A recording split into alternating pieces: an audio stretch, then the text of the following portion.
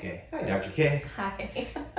All right, so we're going to do a little video series here on some of the most commonly asked questions we get at Good Back Box. Okay. So, I guess let's just jump right into it. So, number one. I mean, you kind of warned me about this, but it feels like a prison interrogation. So, Yeah, no well, pressure. Is it an easy one? Don't get the questions wrong.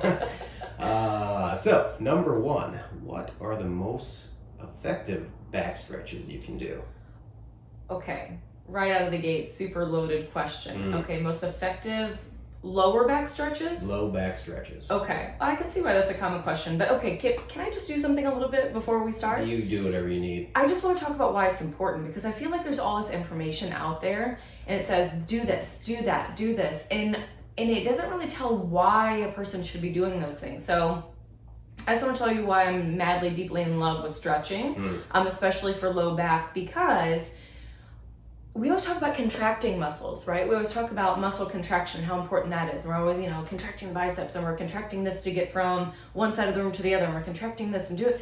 Okay, great. But we never talk about the lengthening aspect and how it's equally as important as contracting. Yeah. So not only is it imperative to things as simple as just your gait from walking one side of the street to the other, but also lengthening your muscles is what prevents low back injury. Or if you have a low back injury, what's really, really probably a huge component of it is the muscles around that area that are involved in the type of motion you're trying to do are unable to lengthen. So, for example, if you can't lengthen your muscle, that leads to tightness, right? Because the opposite of lengthening is tight.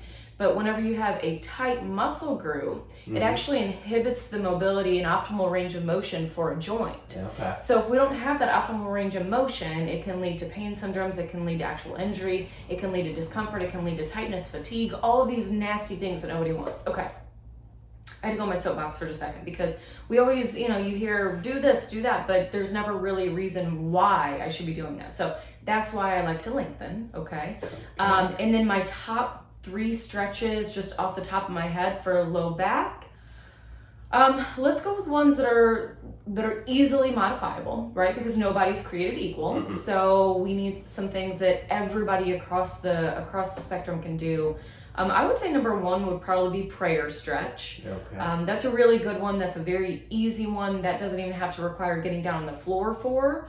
Number 2 can be, I think knee to chest would be number 2. And that's actually a really great one to do just in the morning before you even get out of bed. Yeah. To be able to do single knee to chest, that's really beneficial for multiple different types of injuries. Can we put a PDF with this? So we'll link all the these stretches below this video. Okay. And then my third one would probably be piriformis stretch, actually. I really love a piriformis stretch, and I love the modifiable piriformis stretch. It can be done in a chair.